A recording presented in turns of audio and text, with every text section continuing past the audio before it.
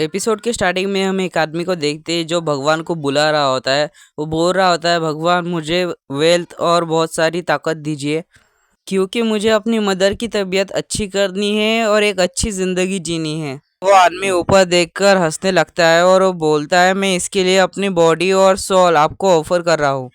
और वो आगे बोलता है, प्लीज़ मुझे आपका एक स्टार बना दो। और जैसे ही वो ये बोलता है, वहाँ पर एक पर्पल कलर की लाइटनिंग गिरती है। और उसके बाद हम देखते हैं बारिश रुक चुकी होती है और वो आदमी बेहोश होता है और वो अपनी आंखें खोलता है। तब वो बोलता है, मेरा सर बहुत दर्द कर रहा है, मैं तो कंपनी में प्रोजेक्ट पर काम कर रहा था, मैं कहाँ पर हूँ? मुझे अभी भी प्रोजेक्ट फिनिश करना है, मुझे जल्दी करनी पड़ेगी। तब वो अपना चेहरा पानी में देखता है और उसके बाद वो अचानक से शॉक हो जाता है। वो बोलता है, क्या ये मैं हूँ? मेरे चेहरे को क्या हुआ? फिर वो अपनी साइड में देखकर शॉक हो जाता है। वो देखता है एक पर्पल सी लाइटनिंग और वहां पर कुछ ट्री जैसा होता है। तब वो बोलता है, हे भगवान, मैं कहाँ पर आ गया हूँ? उसके बाद उसको एक अनजान आवाज सुनाई देती है। वो आवाज बोलती है, कॉन्ग्रेचुलेशन मैन। उसके बाद हम वहाँ पर एक बुक को देखते हैं। वो बुक बोल रही होती है, तुमने मुझे सक्सेसफुली समन कर दिया है, इसके बदले में तुम मुझसे 3 विशेस मांग सकती हो, कोई सी भी। फिर वो लड़का शॉक हो जाता है। वो बोलता है, एक बोलने वाली बुक? क्या यहाँ पर ऐसे भी क्रिएचर्स है? फिर वो उस बुक के आसपास देखने लगता है। वो बोलता है, मेरी वाली एक चीट, तो मेरे पास 3 विशेस है, ये तो बहुत ही ज़्यादा कम लग रहे हैं। उसके बाद वो लड़का उस बुक से अपनी पहली विश मांगता है कि मुझे और 10 विशेस चाहिए। फिर हम देखते हैं वो बुक डेविल की तरह हंसने लगती है। वो बुक बोलती है, इंटरेस्टिंग, मुझे लगा था कि कॉन्ट्रैक्ट में कोई ना कोई प्रॉब्लम आएगी, पर अब लग रहा है कि इस केस में ऐसा नहीं है। फिर वो उस बुक को हवा में उड़ते हुए देखकर घबरा जाता है। फिर हम देखते हैं कि वहाँ पर एक डेविल समन हो जाता है और वो बोलता है, अब तुम्हारी सोल मेरी है। फिर वो लड़का घबरा जाता है। वो बोलता है, सोल कॉन्ट्रैक्ट, तुम्हारा क्या मतलब है और तुम हो कौन? फिर वो डेविल बोलता है, तुम इतने वर्दी नहीं कि मेरी एग्जिस्टेंस को पता कर सको, तुम्हें बस इतना जानना है कि इस बॉडी का जो ओनर था उसने मेरे से विश मांगी थी और इसके बदले में उसने अपनी सोल और बॉडी मुझे दे दी थी और तुम भी अब मेरे अंडर हो। फिर वो आदमी अपने मन में सोचता है, तो ऐसे में यहाँ पर आया था, तो ये डेविल ने ऐसा किया कि by one get one free.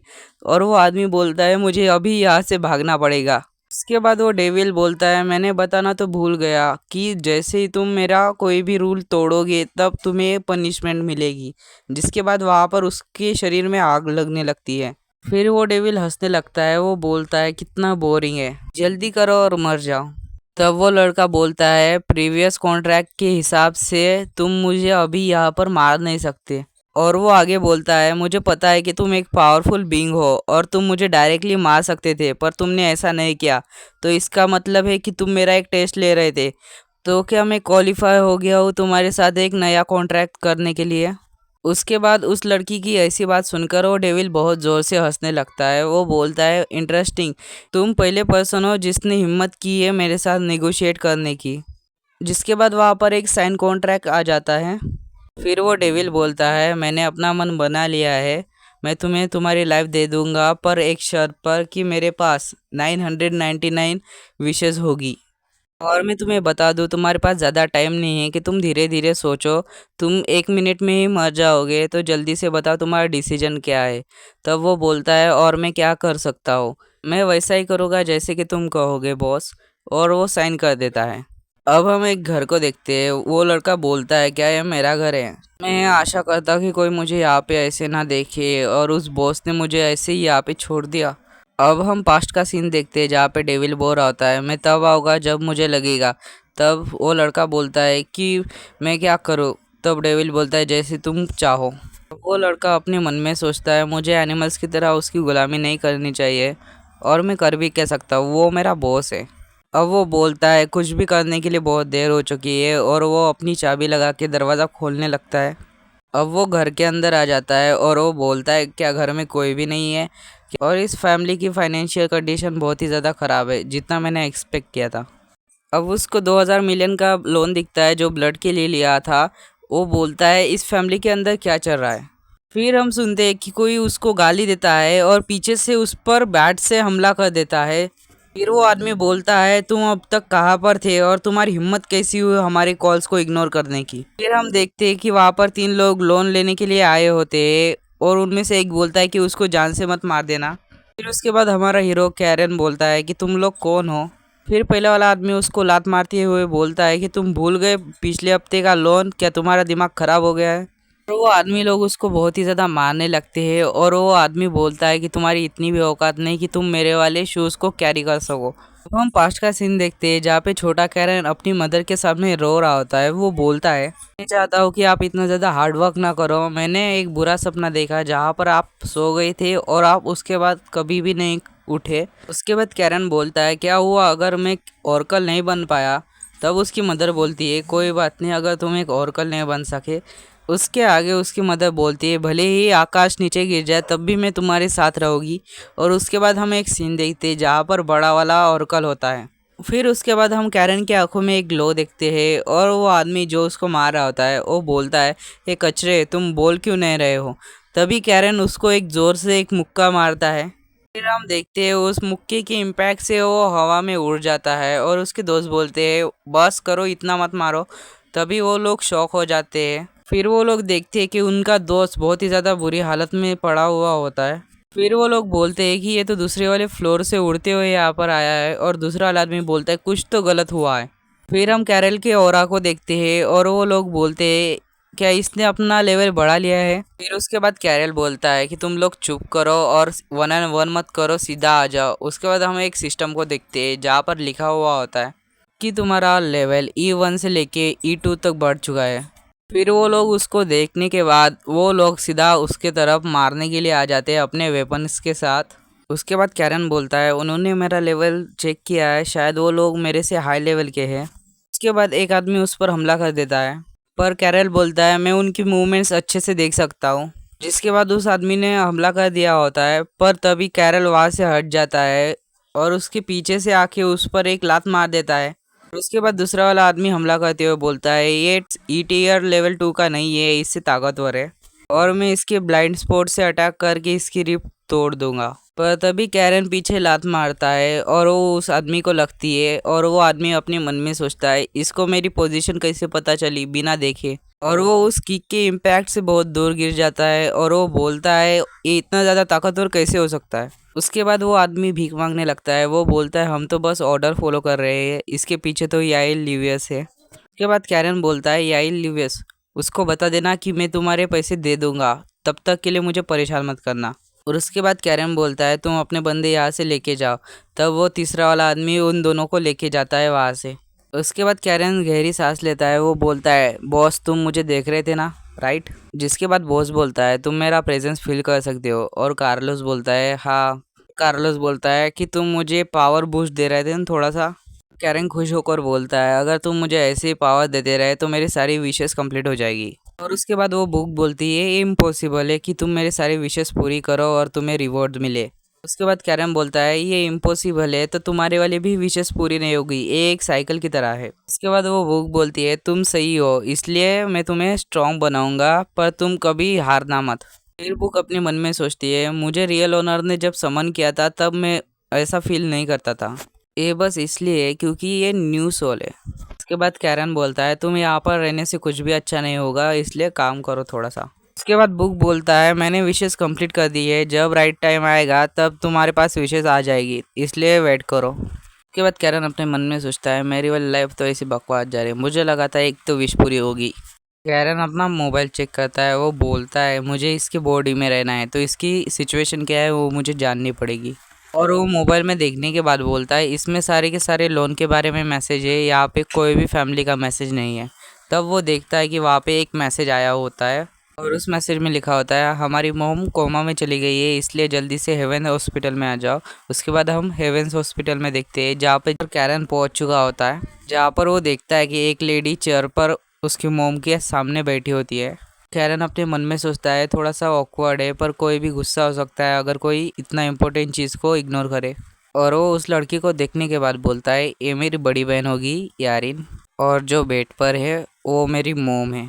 जिसके बाद कैरन अपने मन में सोचता है, ये तो डिफरेंट लग रही है जैसे मैं जानता था, क्या ये मेरे वजह से है। इसके बाद वो अपनी बहन से बोलता है, मुझे माफ़ कर देना, मैं लेट हो गया, अभी मोम कैसी है। और उसके बाद उसकी बहन गुस्से से बोलती है, अब तुम कौन सा एक्सक्यूज़ दोगे? तुम ट्रेनिंग कर रहे थे, बहुत ज़्यादा बिजी थे, या भगवान को बुला रहे थे कुछ बड़ा पाने के लिए? इसके बाद उसकी बहन बोलती है, तुम्हारा लोन देने के लिए मोम ने तब तक काम किया जब तक वो बेहोश होकर गिर नहीं गई। क्यों तुम अपनी मोम का ध्यान क्यों नहीं रख सकती? उन्होंने तुम्हें सब कुछ दिया, जो हमारी फैमिली के पास था वो सब कुछ। तुम्हें पता है अब तुम तुम्हारा लोन कैसे दोगे? अब तो मोम के पास खुद के लिए भी पैसे नहीं हैं। वो तो मोम की विल पावर थी जो अब तक वो जिंदा थी। तुम्हें पता है वो मरते मरते बची है। उसके बाद उसकी बहन बोलती है, मुझे माफ़ कर देना कैरन, पर मैं और मोम बहुत ही ज़्यादा थक गए हैं। और वो एक कार्ड देकर बोलती है, इसमें 6 महीने के लिए पैसे है और आज से मैं अपना मोम का ख्याल रखूँगी।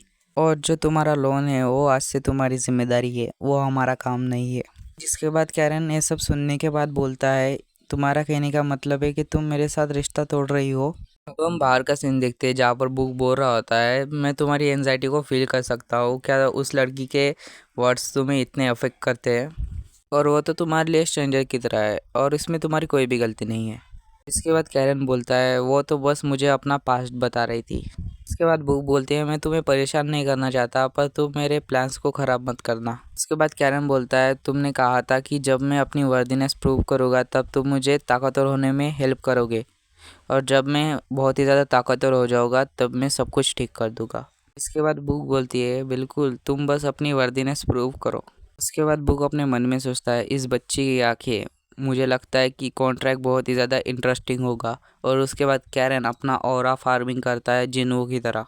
अब हम उसके बाद एक क्लब को देखते हैं जहाँ पे एक आदमी बोल रहा होता है, इस टाइम पे हमारा प्रॉफिट बहुत ही ज़्यादा बढ़ चुका है तो हमें इन्वेस्टमेंट बढ़ानी चाहिए। और हम वहाँ पर उसी लोन देने वाले को देखते हैं और उसका चमचा बोलता है, बॉस और एक चीज़। और उसका चमचा बोलता है, लोन कलेक्टिंग के टाइम 3 लोग हमारे घायल हो चुके हैं एक स्टूडेंट से। उसके बाद उसका बॉस बोलता है, और तीनों लोग बहुत ही ज़्यादा इडियट हैं। इसके बाद उसका चमचा कहता है, मैं उन लोगों को पनिश करूँगा, पर उनका ई रैंक में लेवल 2 और लेवल 3 था, और उनके मुताबिक जिसने उन्हें इंजर्ड किया था उसका लेवल बढ़ चुका था। जिसके बाद उसका बॉस बोलता है, वो कौन है? उसके बाद उसका चमचा उसको एक पेपर देता है जिस पे कैरन का फ़ोटो होता है। बॉस अपने मन में सोचता है, इसने लेवल 3 और लेवल 2 को हरा दिया। और आगे बोलता है, ये अपनी ट्रू पावर छुपा रहा है, कितना इंटरेस्टिंग है। उसके बाद बॉस बोलता है, तुम लोग इस पर नज़र रखो, हम इसके जैसे टैलेंट को वेस्ट नहीं कर सकते। अब हम सुबह का सीन देखते हैं जहाँ पे कैरन भाग रहा था, तभी उस पर एक अंकल की नज़र पड़ती है। वो अंकल उसको थका हुआ देखकर एनर्जी सप्लीमेंट 400 रुपये पर बोतल देने की कोशिश करता है, पर कैरन बोलता है, मुझे नहीं चाहिए, मेरे पास अभी भी स्टैमिना है, जब मुझे ज़रूरत होगी तब मैं ले लूँगा। उसके बाद अंकल बोलते हैं, ये पहले से ज़्यादा बाहर निकलने लगा है, क्या इसके पास एक गर्लफ्रेंड है? तो हमें कैरन बताता है कि कुछ दिनों में मैंने जाना है कि यहाँ पे स्टार एनर्जी नाम का एक सब्सटेंस है जिसको पीने से सुपर ह्यूमन स्ट्रेंथ मिलती है। जो भी ऐसा करते हैं उनको ओरेकल बोला जाता है, और यहाँ पे ई लेवल तक रैंक्स होती है, और जिनका यस रैंक होता है उनको तो गॉड की तरह पूजा जाता है। और ज़्यादा स्ट्रॉन्ग बनने के लिए लोग स्टार एनर्जी पीते हैं और उसको परचेस करते हैं। और इस बॉडी के ओरिजिनल ओनर ने भी स्टार एनर्जी को लोन पर लिया होगा। जो लोन नहीं दे सकते उसके लिए गैंगस्टर आते हैं और वो पैसे वसूल करते हैं, इसलिए मुझे और भी ताकतवर बनना पड़ेगा। अब हम उसके विशेष को देखते हैं, जो कंप्लीट करने के बाद उसको कुछ रिवॉर्ड्स मिलते हैं। उसके बाद बुक बोलती है, मैं अपने गोल से बहुत दूर हूँ, ये तो अभी शुरुआत है। उसके बाद कैरन बोलता है, इतनी सुबह कौन कॉल कर रहा है? और सामने से क्लास रैप बोल रही होती है, वो बोल रही होती है कि तुम बहुत दिनों से अब्सेंस हो, टीचर ने बोला था मुझे तुम्हें बताने के लिए, तुम भूल तो नहीं गए? इसके बाद कैरन बोलता है, नहीं मैं नहीं भूला हूँ, आखिर में एक स्टूडेंट जो हूँ। अब हम स्कूल का सीन देखते हैं जहाँ पे टीचर्स ओरेकल की हिस्ट्री के बारे में सिखा रही होती है, और वो बोलती है अब इकोनॉमिक्स के बारे में जानते हैं। अब हम कैरन को देखते हैं, कैरन बोलता है ओरेकल स्टेटस रैंक और वो कहाँ से आता है इसके बेसिस पर होता है। जैसे कि यहाँ पर 5 टियर है और सबसे लो रैंक है ई, और जहाँ पर ई रैंक रहते हैं उसको एक्सो बोलते हैं। तो हमें सिटी का मैप दिखाया जाता है और हमें एक्सो की लाइन भी दिखाई जाती है जहाँ पे ऑर्डिनरी पीपल्स रहते हैं। इसके बाद कैरम बोलता है, मुझे रिसोर्सेज लेने के लिए सिटी के बीच में जाना पड़ेगा, पर मेरा लेवल उतना नहीं है, इसलिए मुझे बहुत ही जल्दी ताकतवर बनना पड़ेगा। अब हम देखते हैं कि कैरन को कोई पत्थर मारता है और हम देखते हैं कि उसके पीछे 2 लोग होते हैं जो उसको बुली कर रहे होते हैं, पर कैरन उनको कुछ नहीं बोलता। इसके बाद वो दोनों उसका मजाक उड़ाने लगते हैं, वो बोलते हैं मैं तो उसको एक पंच में मार दूंगा। कैरन अपने मन में सोचता है, ऐसे लोग हर जगह पर होते हैं। जिसके बाद टीचर बोलती है, इसके बाद फिजिकल टेस्ट है तो सभी लोग अपने कपड़े चेंज कर लो। अब हम ग्राउंड में देखते हैं जहाँ पे कैरन एक्सरसाइज कर रहा होता है। वो बोलता है इस वाले स्कूल में सबसे ज़्यादा फिजिकल क्लासेस होती है। इसके बाद कैरन को कोई पीछे से आवाज़ देता है और वो लोग वही दो बुलीज होते हैं और उसको फाइट के लिए बुला रहे होते हैं। और वो दोनों उसके पास जाकर उसका कॉलर पकड़ लेते हैं और वो बुली बोलता है कुछ दिनों से तुम बहुत ही ज़्यादा एरोगेंट बन चुके हो। उसके बाद वो बुली बोलता है ओरेकल को बस ताकत से फर्क पड़ता है, तुम बस एक लेवल के कचरे हो। उसके बाद कैरम बोलता है तुम्हारे कहने का मतलब है लेवल 1 के तुम भी तो एक कचरे हो। इसके बाद उसकी किलस जाती है और वो उसको एक पंच मारने जा रहा होता है। जिसके बाद कैरन उसका पंच एक हाथ से रोक देता है और वो बोलता है तुम्हारा बोलना ख़त्म हो गया। जिसके बाद बुली अपने मन में सोचता है मैं खुद को फ्री क्यों नहीं कर पा रहा और ये पहले से भी लंबा हो गया है। जिसके बाद कैरम बोलता है तुमने कहा स्ट्रेंथ परमानेंट है, तो क्या इसका मतलब है मैं तुम्हारा मुंह सुझा दूँ। जिसके बाद बुली अपने मन में सोचता है नहीं मुझे मत मारो, पर कैरन अपना ऑरा फार्मिंग करता है। तभी कैरन को पीछे से किसी की स्ट्रॉन्ग प्रेजेंस फील होती है और वो आदमी बोलता है तुम में तो बहुत ही ज़्यादा हिम्मत है। और वो आदमी फिजिकल टीचर होता है। वो बोलता है तुम्हें परमिशन किसने दी मेरे क्लास में परेशानी खड़ी करो। और वो कैरन से बोलता है कैरन तुम तो अभी आए हो और अभी से तुम परेशानी खड़ी कर रहे हो। इसके बाद कैरन भोला होकर बोलता है नहीं सर हम तो बस मजाक कर रहे थे। इसके बाद कैरन बुली को एक स्माइल पास करता है और वो बुली बोलता है जाने दो मुझे। जिसके बाद सर वहाँ से जाते हुए बोलते हैं ये तुम्हारी लास्ट वार्निंग है, अगर तुमने ऐसा कुछ किया तो मुझे मत बोलना। और अब हम देखते हैं सभी लोग लाइन में लग चुके होते हैं और वो टीचर बोलते हैं तुम्हें बहुत ही ज़्यादा मेहनत करनी पड़ेगी क्योंकि तुम्हें यूनिवर्सिटी भी जाना है। अब हम टेस्ट को देखते हैं जहाँ पे पुलअप्स मारना होता है और एक स्टूडेंट 24 पर ही अटक जाता है। और हम उस बुली को देखते हैं जो 50 पुलअप्स बहुत इजीली मार देता है। अब कैरन अपने मन में सोचता है मुझे लगा था ये कुछ स्पेशल होगा पर ये तो ओरेकल टेस्ट ही है। पर तभी कैरन को कोई पीछे से बोलता है कैरन तुम ठीक तो हो ना। और हम वहाँ पे क्लास रैप को देखते हैं। क्लास रैप बोलती है तुमने बहुत दिनों से छुट्टियाँ ली, मुझे लगा कुछ हुआ है। इसके बाद उसको पता चलता है उसने क्या बोला। फिर वो बोलती है मैं बस क्यूरियस थी और कैरन बोलता है मैं ठीक हूँ। इसके बाद क्लास रैप बोलती है तुम टीचर से सप्लीमेंट नहीं लेने वाले हो क्या। तब कैरन बोलता है मेरे पास पैसे नहीं है। उसके बाद कैरन अपने मन में सोचता है इतना महंगा सप्लीमेंट कोई लेता है क्या। अब हम देखते हैं क्लास रैप का नंबर होता है पुलअप्स मारने का और कैरन बोलता है गुड लक। और अब हम देखते हैं क्लास रैप बहुत मेहनत लगा रही होती है पुलअप्स मारने के लिए और फिजिकल टीचर बोलते हैं 2 ही सप्लीमेंट बाकी है और वो बोलते हैं तुम पास हो गई हो। कैरन अपने मन में सोचता है इन सभी ने सप्लीमेंट ली है पर मेरी जितनी स्ट्रेंथ है मुझे नहीं लगता कि मुझे सप्लीमेंट की ज़रूरत है। अब हम देखते हैं लास्ट वाला नंबर कैरन का होता है।